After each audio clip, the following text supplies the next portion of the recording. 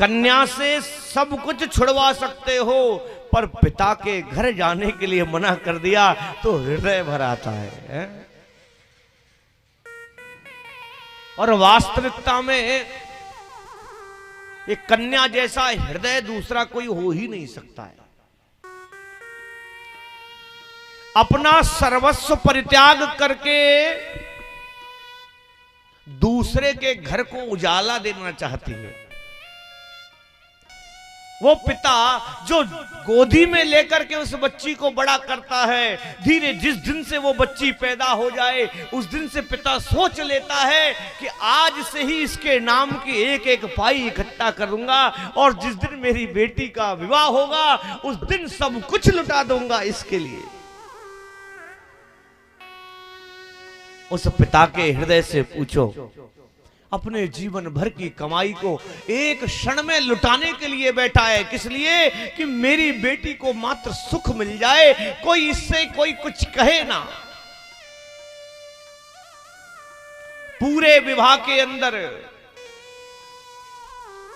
रुक जा भैया नेक देर बजना बजा पे भैया, रुक जा, बैठ जा।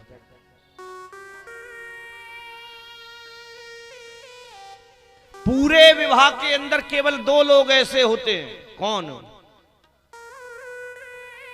सबको विवाह का उत्साह होता है, पर दो लोग, एक भाई और एक पिता। कन्या विदा हो रही हो, उस कन्या के सामने नहीं आते हैं। पता है अगर सामने चला गया तो जाएगी नहीं, मूर्छित हो जाएगी, पर पिता को छोड़ करके नहीं जाएगी।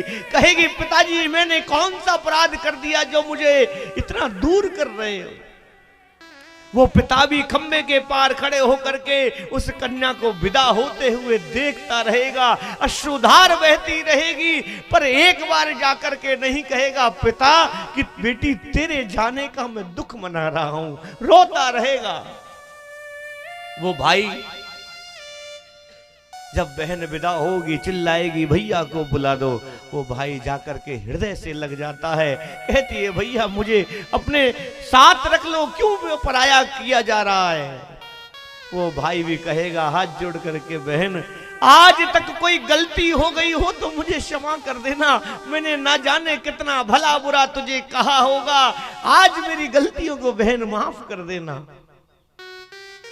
वो कन्या जाते हुए कुछ मुट्ठी भर चावलों को फेंक करके मंगल कामना करती है, प्रभु मैं जब आऊं मेरे परिवार को स्वस्थ रखना, मेरे भाई की वो वृद्धि को करना, मेरे पिता को आरोग्यता प्रदान कर देना, और जब मैं आऊं तो कुछ नहीं चाहिए, मात्र मुझे सम्मान मिल जाए। जिस प्रेम के लिए मैं जा रही हूं वो मेरा प्रेम कम ना हो जाए, भाई की नजरों में, पिता की नजरों में, मां की नजरों में।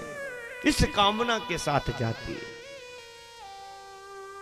उस कन्या के साथ हम क्या व्यवहार करते हैं?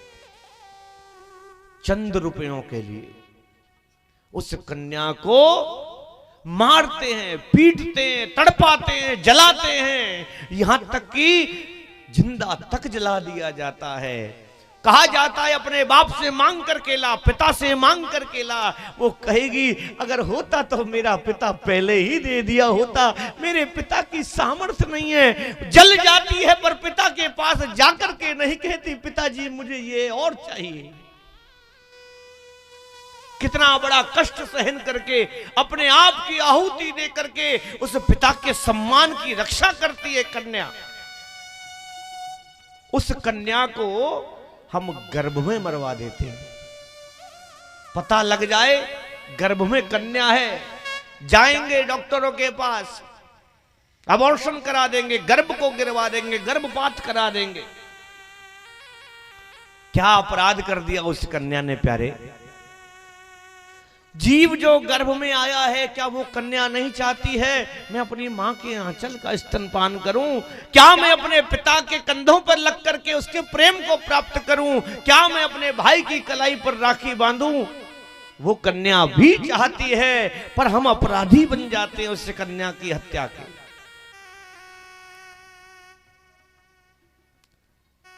एक घर में दो बालक हों, एक बेटी हो एक बेटा हो, मां कहे बेटा आज एक गिलास दूध है, दोनों भाई बहन आधा आधा पी लेना, उस कन्या का परित्याग देखो। कहेगी मां आज भैया को पिला दो, मैं किसी और दिन पी लूंगी। है क्या वो दूध पीना नहीं जानती है? क्या वो खाना नहीं जानती है?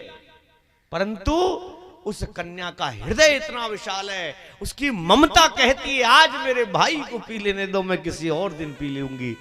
जिस बेटे को हम सारी संपत्ति का अधिकारी बनाना चाहते हैं, सारी संपत्ति देना चाहते हैं, जीवन में आवश्यकता पड़े तो परीक्षण कर लेना। वो बेटा कहीं बाहर रहता हो, उससे कह देना भैया बीमार हूं जल्दी से आ जाना। कहेगा पिताजी काम खत्म हो जाए तुरंत आता हूं। पर बेटी को पता लग जाए आज पिताजी के स्वास्थ्य ठीक नहीं है, सब कुछ छोड़ करके दौड़ी चली आएगी। कहा पिताजी क्यों चिंता करते हो, मैं अभी जीवित हूं, घबराने की आवश्यकता नहीं है। कितना विशाल हृदय मातृशक्ति का। सारे कष्टों को झेल करके पता है बच्चे को जन्म देने में मृत्यु भी हो जाएगी, फिर भी उस पीड़ा को सहन करके हमारे कुल की वृद्धि करती है। हमारे यहाँ बहू बन करके आती है, हमारे यहाँ बेटी बन करके आती है, हमारे यहाँ मां बन करके आती है, पुत्री बन करके आती है। तो प्यारे जीवन में हमारे यहाँ यत्र